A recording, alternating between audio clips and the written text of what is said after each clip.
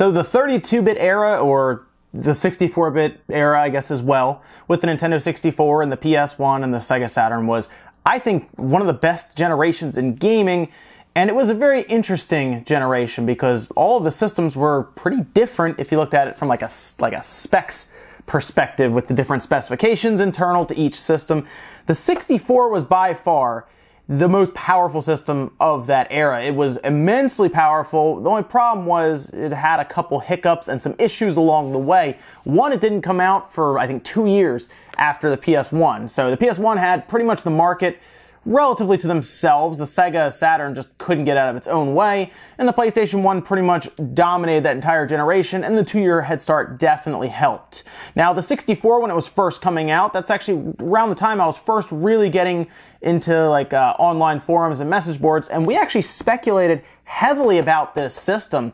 At the time, it was called the Ultra 64. It was known as, well, at least to us, as a very powerful 64-bit system that was shrouded in mystery, essentially. I do know it showed up in Nintendo Power at one point, and it was just called the Ultra 64. It was at one point based on the Onyx workstation, and even then, that just seemed impossible. There's no way they could have put out that kind of system in a little box like this. Well, they kind of did, and at the time, it was pretty impressive because Nintendo was literally on the cutting edge of graphics, on the cutting edge of technology. So I've been waiting to get back to the 64 for a while now. This is really exciting because I wanted to get this apart and everything, check it out. The person that I got this one from didn't take care of it very well, so I'll probably clean it up and everything because I have another project that we're going to be working on as well. See, the Nintendo 64 wasn't exactly known for clean visuals. You know, in other systems now, you can go back, you can get a much cleaner picture out of them by doing different cable mods or internal mods to it that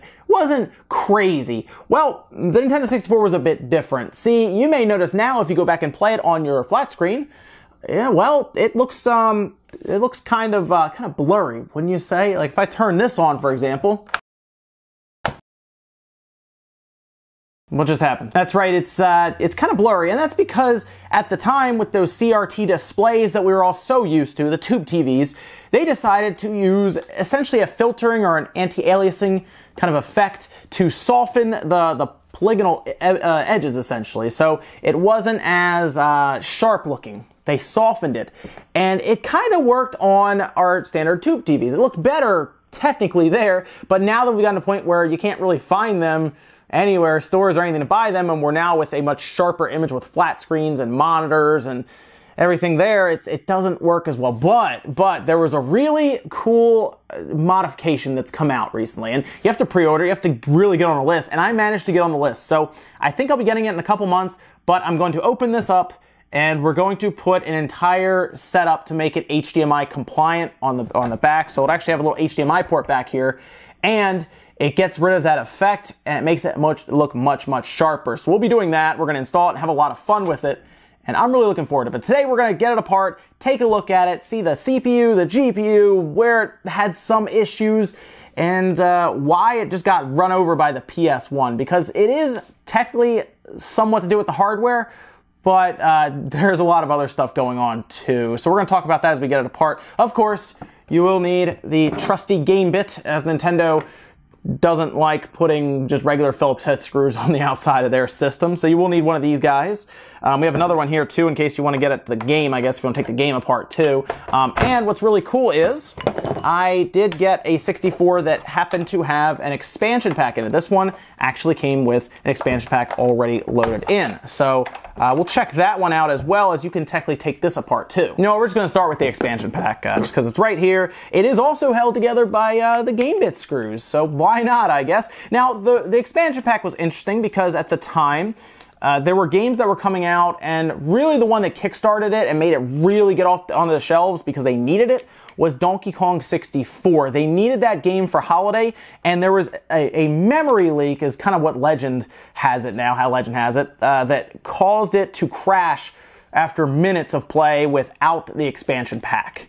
Now, the expansion pack doubled the RAM from 4 megabytes to 8 megabytes, and that was enough to pretty much get around that. Now, it wasn't immune to it because if you left it on for, I think, 10 hours, 11 hours, something like that, it would still eventually crash.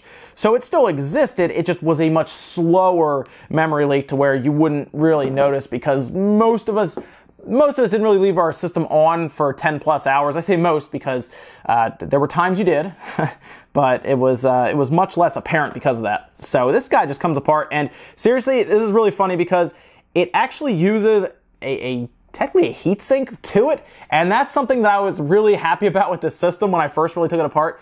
This is one of the first systems I remember taking apart that had legit heat sinks. Like, you can kind of see this guy here has its own little silver plate here to kind of cool it. This has legit heat sinks. We're going to go into that. It's pretty cool. And this is pretty straightforward here. It actually uses kind of like those memory type pads that stick there, and then you actually have your extra RAM, and it cools directly on that. And then it also has kind of its own little metal in here that it would cool on as well. But this here passively is enough to cool it. And it's literally just a memory chip on a board. That is pretty much it. I did always think though, kind of the red on the top was really cool. Red's my favorite color, so having that kind of on the top was really neat, especially since it was like sticking out right in there. You had to, open it up to check it out, but I like the little red accent there, little Nintendo red on a system that's pretty much missing the Nintendo red. It was a cool little accent to it. So we'll get this guy apart. This is quite dirty though, I will say that. So I'm gonna spend some time probably after this really cleaning it. So when we do get back into it for that HDMI modification, it won't be all dirty. I'm actually going to like really clean this up if I can. Because when I do that, it's an expensive modification. The HDMI thing was like $165 just for that. That's not installed or anything. I'm going to install it. We're going to solder it all in. But I'm going to actually like make the N64 really clean, and I'm probably going to soak these, or I'm going to get a new shell for it. I did also order an LED because it makes sense to change the LED on it as well. Make it like blue maybe, the front. So let's get these screws out. Again, game bit screws. It comes apart fairly easily. No fans or anything, which is nice. In fact, the 64 does not have any moving parts, which is really, really cool. The other ones, obviously the Saturn and the PS1 have moving disk drives. And that is kind of an issue because they go bad a lot. The Saturn is really bad right now. They're going bad all over the place. Fortunately, it's two pieces. It's all plastic. There is like, there are screws under here that will let me remove this guy so I can soak this separately. These come off very easily. They actually pinch, and that just pops right out. That's the power switch, and then of course we have our reset switch, and they both just unpinch and then push in, so it's pretty easy to get out, and you can just soak both of them individually. Soap and water will work well. It's plastic. You don't really want to drop it in alcohol for very long. I just recommend soap and water. Maybe get a Q-tip to get in any of the extra spots. Get a toothbrush as well, and just clean it really well, and then just let it air dry, and you should have a pretty clean looking system at that point. If you were wondering why the 64 was so heavy, it is not at all because of the top part. This is where things get awesome, because I really like how heavy duty the 64 is inside. You can see it from here. That is all heatsink. This is all metal. Like, this is a ton of serious heatsink. You can actually hear it. That is serious stuff, and that's there to cool the chips, because these chips are clocked 3 times faster than the PlayStation 1 chips. I believe this is set at 93.7 megahertz, somewhere in there. I know it's in the 90s, and that is much higher than the PS1. I think the PS1 is like 31 or something, 32. Massive, massive clock on this, but there are a few weaknesses we're going to take a look at. I'm going to get this heatsink off, and then we're going to take a look at the chips. So here's one of the metal fins for the heatsink, and this pretty much comes off of another metal plate. Like I said, these are serious chips that are being cooled here, and they knew that they didn't have, there's a little condensation there. They knew that they didn't have fans to help, so they pretty much had to overdo it with these, and that's some serious stuff right there that cools this stuff down. It's crazy. So we have another plate I got to pull off, and then each chip, I believe, has its own plate on top of that. So let me get this off, and we'll check those out. Okay, so our plate is now off. They have some a couple other little spot things up here for the expansion pack part where it plugs in. So here's another plate that was screwing into where the heat sinks were on top, and this then connects to the other ones underneath. But you can see that is, it's pretty serious as well. And now here we are with our chips, which is cool, but you can see there are 3 more plates. 1, 2, 3. That's helping to disperse heat. It's that serious. So let's get these off and we can actually take a look at our chips. That's right. You see how much we have to kind of peel away just to get to these chips. I mean, they're pretty serious. So these chips are essentially held on with the little heatsink parts here. They're held on with like a little membrane, right? That helps it to disperse heat through it. You can pretty much twist them and they'll come off. And they just kind of sit on there. They're actually not really, they're still pretty malleable, which is good. Usually over time they'll dry out and you won't have that really how it's kind of gooey sort of. You don't get that as much, but this is still good. So I'm actually pretty happy about that. That's actually a good thing on there. And they still use these kind of things for, like, if you open up, like we open up the Xbox, they had a bunch of the little pads, the memory pads.